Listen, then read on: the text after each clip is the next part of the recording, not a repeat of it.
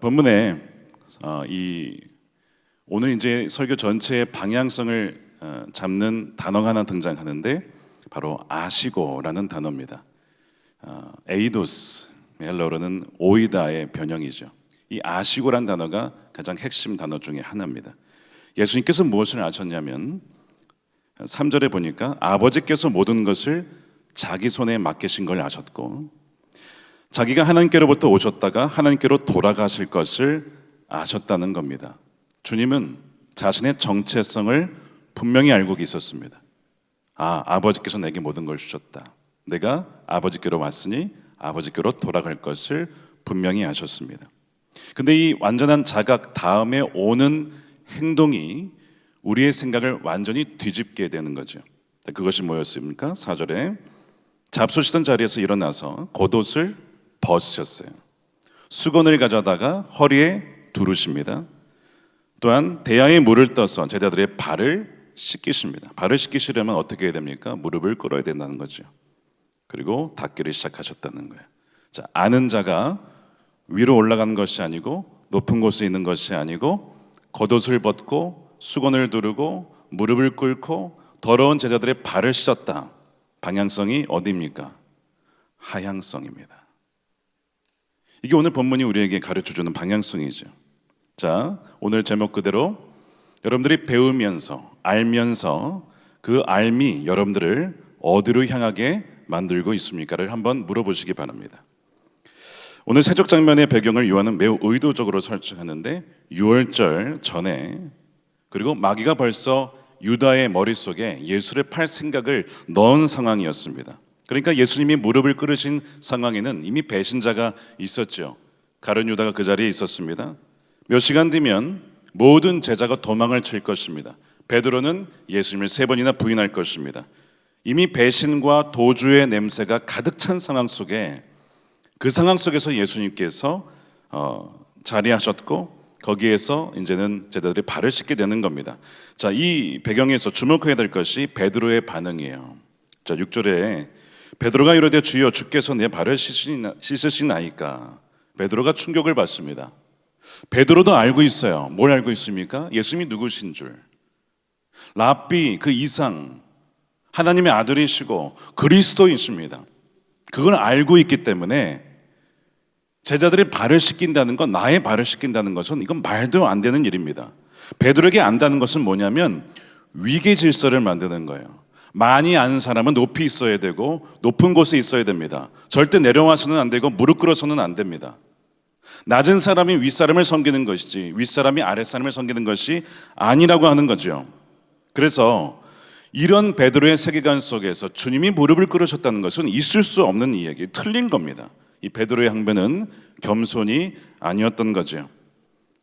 알미 만들어 놓은 세계의 질서를 지키고자 아주 자연스럽고 방어적인 반응이 이 베드로의 항변이었던 겁니다. 아는 분은 높이 있어야 됩니다.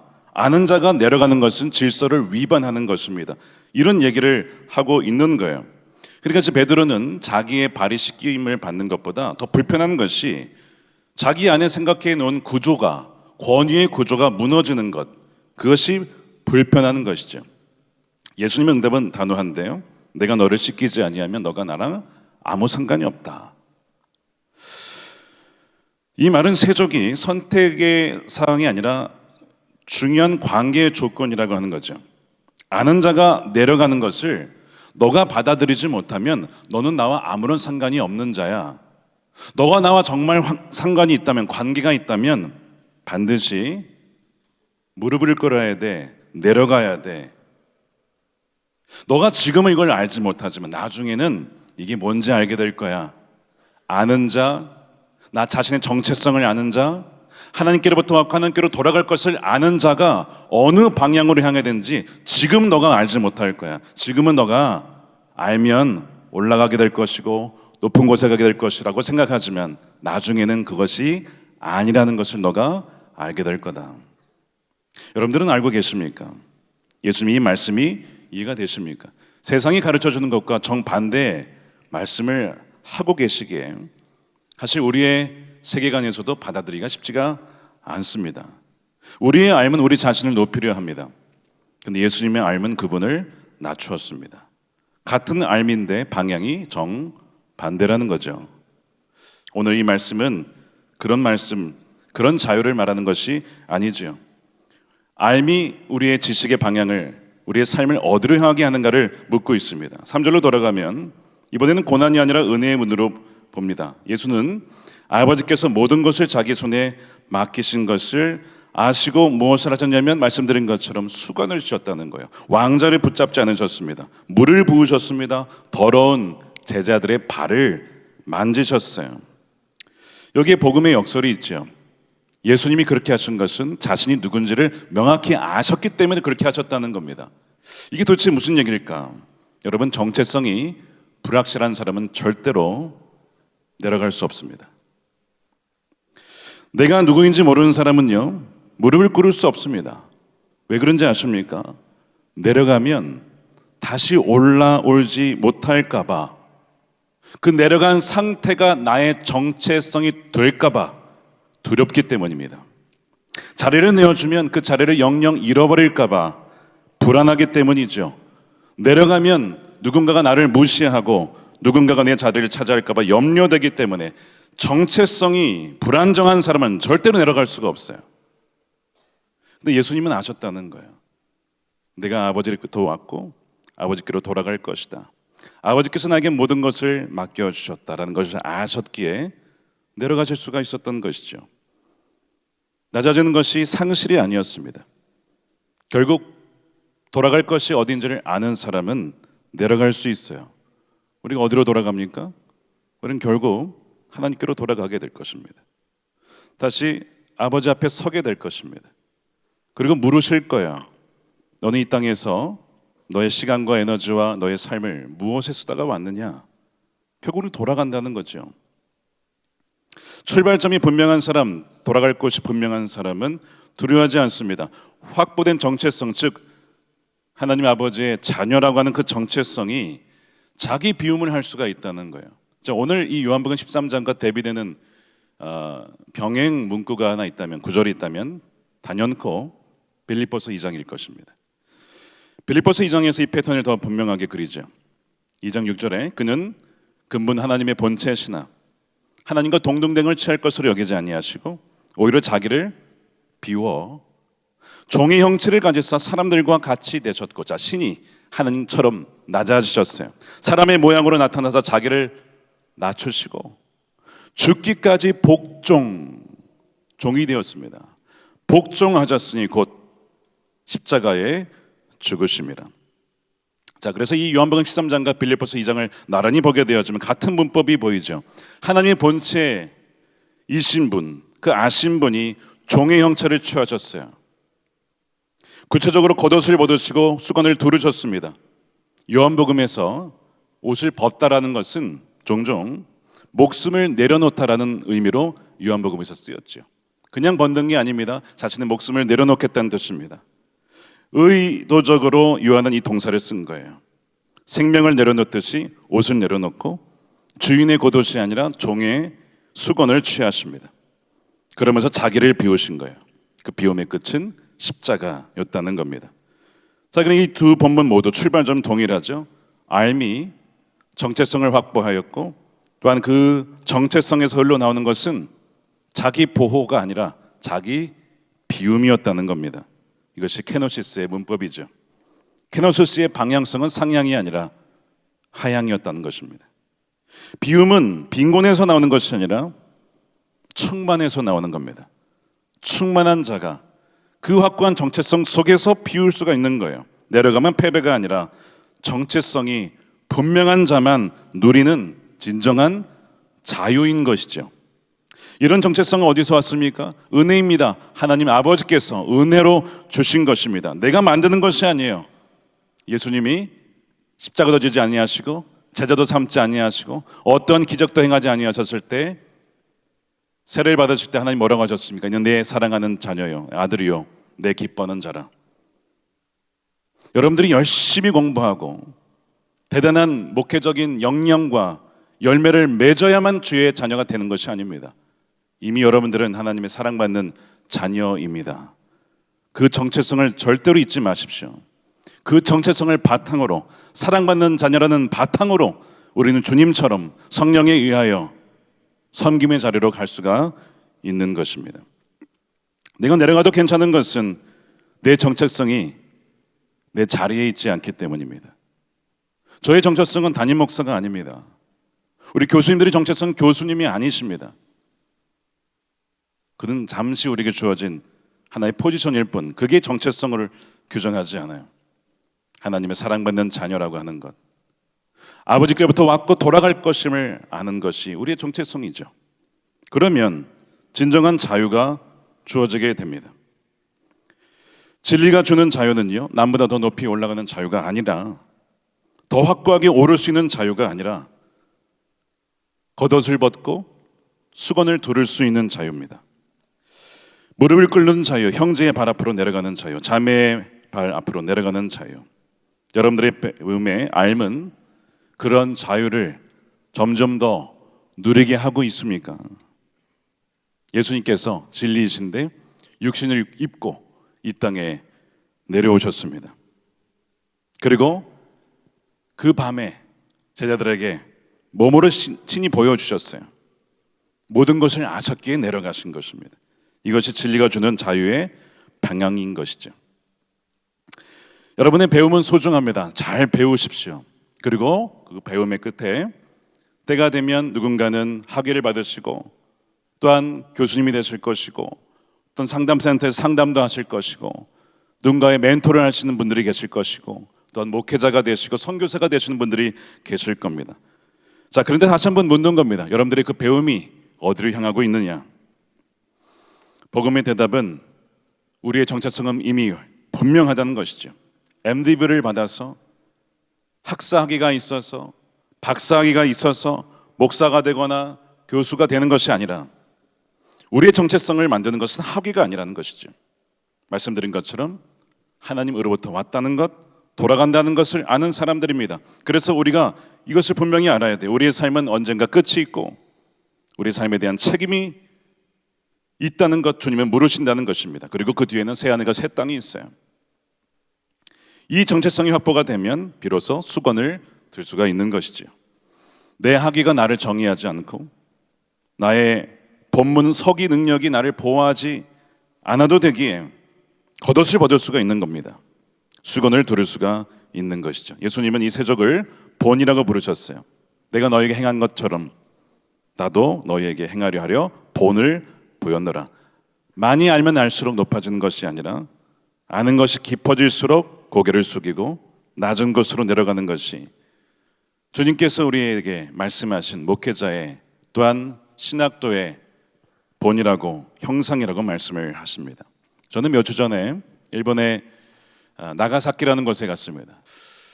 제가 그곳에 갔을 때 방문한 곳 중에 하나가 막시밀리안 콜베 신부 기념관이었습니다. 1894년 폴란드에서 태어나신 분인데 로마에서 철학 박사, 신학 박사, 박사학위를 2개를 받으셨어요. 게다가 로마에서 그 당시에 최고의 지성인이죠. 그는 폴란드로 돌아와서 수백만 부의 잡지를 발행하는 거대한 사역을 이끕니다. 그야말로 그분은 아는 자였습니다. 많은 지식을 알고 있었습니다. 가장 높은 지식의 겉옷을 입고 있는 사람이었습니다. 그런데 그분이 일본에 선교사로 오셨어요. 나가사키에서 선교를 하십니다. 일본어판 잡지도 발행합니다. 그러다가 이제 건강이 악화되어서 1936년에 폴란드로 돌아오세요. 그리고 이제 독일의 나치가 유대인들을 죽이기 시작했을 때, 그가 한 수도원에 머물렀을 때 그곳에서 유대인들 한 2,000명을 숨겨줍니다. 그것이 이제 발각이 된 거예요. 결국에는 게슈타포에 의해서 잡혀서 1941년 5월 28일 아우슈비츠 수용소로 이송이 되어 수감번호 16670을 받습니다. 그곳에서는요, 그 어떠한 박사학위도 소용이 없었습니다. 어느 날 수용소에서 탈출자가 발생해요.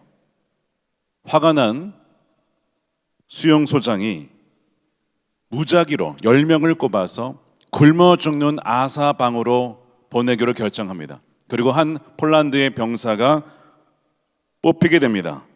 프란시체크, 가요브니 체크라는 분인데 절규를 합니다. 저에게 가족이 있습니다. 아내가 있습니다. 아이들이 있습니다. 그럼 저는 어떻게 되는 겁니까? 우리 아이들은 어떻게 되는 겁니까? 너무나 무서운 거예요. 무릎이 꺾이고 벌벌 떠는 겁니다. 그때 한 사람이 외쳤어요. 한 사람이 나온 사람이 바로 콜베 신부였습니다. 넌 누구냐 했더니 다른 얘기하지 않고 저는 가톨릭 사제입니다. 저에게는 가족이 없습니다. 그러니 저 사람 대신에 제가 그 아사 방에 들어가겠습니다 하고 그 사람은 대신 들어가게 됩니다. 그의 앓은 자기를 보호하지 않았습니다. 그의 앓은 그에게 사제 옷을 벗게 하였습니다. 그의 앓은 그를 지하 감방에 들어가게 하였습니다. 확보된 정체성, 하나님께로부터 왔으니 하나님께로 돌아가야 한다라고 하는 그 정체성이 가장 낮은 곳으로 들어가는 뭐예요? 자유를 준 것이죠. 그는 감옥에 갔을 때도 그 나머지 9명의 사람들과 가만히 있었던 게 아닙니다.